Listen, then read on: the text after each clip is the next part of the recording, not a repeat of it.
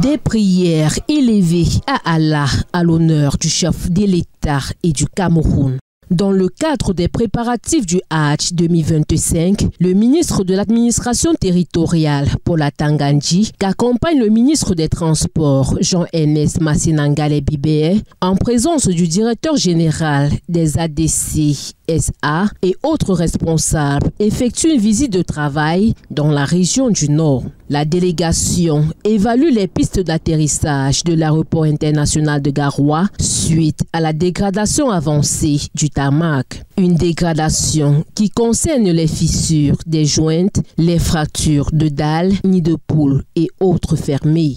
Pour mettre en conformité les exigences internationales, le gouvernement n'est pas resté insensible face à cette situation. Pour être en conformité avec les exigences internationales, l'aéroport de Garoua a été fermé aux aéronefs gros porteurs. Car il est question, je crois, de refaire la piste d'atterrissage. Tenant compte des impératifs du Hajj, le ministre de l'administration territoriale, président de la commission du Hajj, a saisi le chef de l'État de la situation à la suite d'une réunion tenue le samedi 1er mars avec Madame le directeur général de l'autorité aéronautique, le directeur général adjoint des ADC et les responsables du ministère des Transports pour faire le point de la situation. Après le compte rendu, le chef de l'État, vu l'urgence et l'importance des enjeux, a ordonné le déblocage d'une dotation financière importante et d'urgence pour la réfection de la piste d'atterrissage de l'aéroport de Garoua.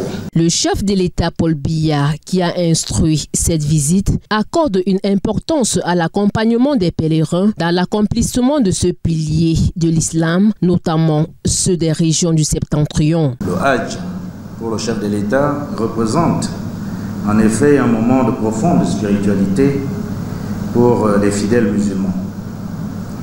Et il est donc essentiel que leur voyage se déroule dans des conditions optimales de sécurité et de dignité. C'est la raison pour laquelle nous nous retrouvons ici. C'est une instruction forte. Cette descente conjointe vise à évaluer l'état de la piste d'atterrissage dont la dégradation est bien avancée et nécessite les réparations urgentes qui doivent s'assurer du démarrage effectif des travaux qui visent à garantir la sécurité des opérations aériennes durant la période du Hajj. Nous sommes venus aujourd'hui avec mon collègue le ministre des Transports pour faire une évaluation. Et nous allons faire un compte rendu exhaustif au chef de l'État après nos travaux.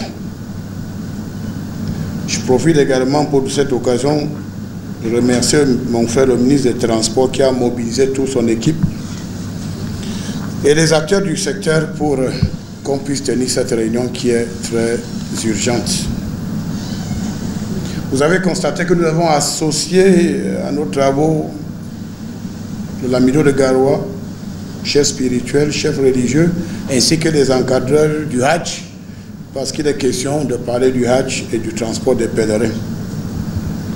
Et il fallait donc clarifier un certain nombre d'informations erronées. Nous avons suivi dans les réseaux sociaux que l'aéroport de Garoua sera fermé pendant 60 jours, ce qui implique que les 3200 pèlerins qui doivent voyager du Septentrion seraient obligés d'aller à Douala ou à Yaoundé pour faire le Hajj. Je voudrais clairement dire que cette information est fausse et dénuée de tout fondement. C'est du fake news.